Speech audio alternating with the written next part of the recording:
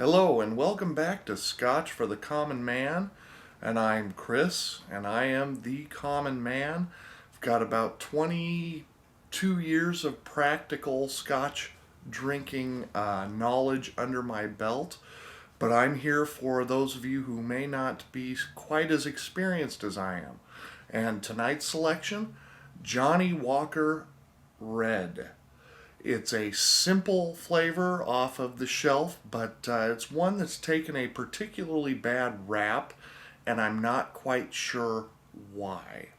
I understand if you've been at it for a while, you're into the single malts, it doesn't compare to your Glenfiddichs.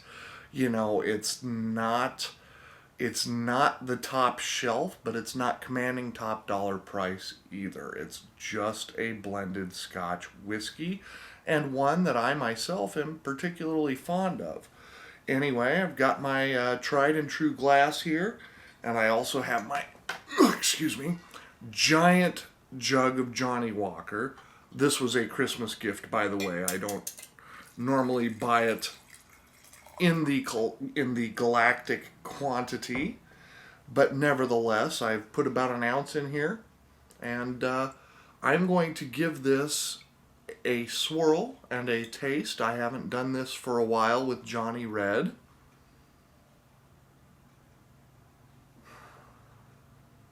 I have to say, despite what you may hear on other reviews, this has a very pleasing nose to it. And I'm even going to do it a second time because that's what it is. Very fruity. Definitely the orange peel flavor that you'll become accustomed to if you're a Scotch drinker. But there's also some vanilla. But just from a nose standpoint, comes across very good.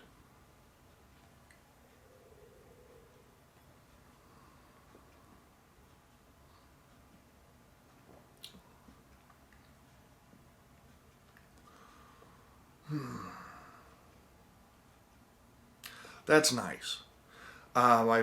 Here's the initial sense. It's fruity, as I had already said. It goes down with a little bit of a burn, which is okay, especially if you live in central or northern United States where it's particularly cold this time of year. The burn sticks around for a while. If you've watched any of my other reviews, I've mentioned metallic-y. That's probably not the right word exactly, but I will say this has maybe an alkaline kind of aftertaste, which may not be particularly pleasing if you're doing it just neat.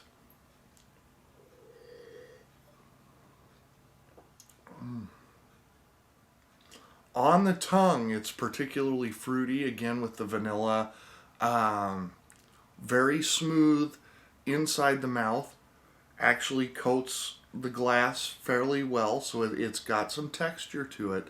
The aftertaste is not the best I've ever had. Um, Not terrible, but it is a little bit bland on the way down.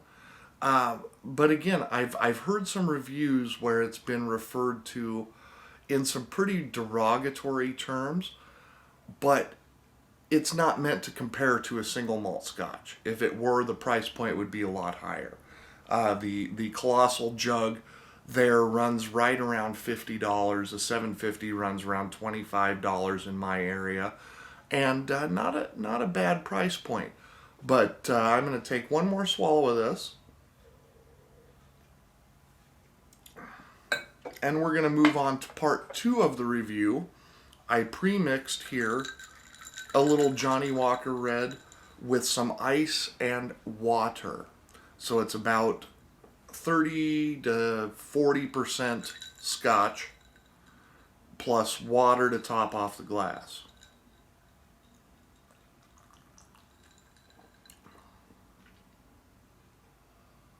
I'm pretty sure this is how Johnny Red is meant to be taken. If you're not doing it this way, then in a mixture, maybe as a Scotch Old Fashioned. Check out Drinks for Dan on the Planet Fremont page. He has a great recipe on there. But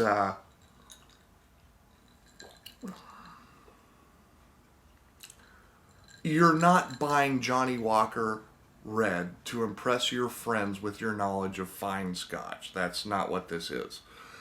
But if you just want to serve it up as a mix, or as, a little Scotch water with some rocks, not too shabby. I spent probably 2 or 3 years drinking this almost exclusively, and I've grown accustomed to it. Not my favorite blend, but I tell you what, it's smooth. It's got a nice fruity taste going down.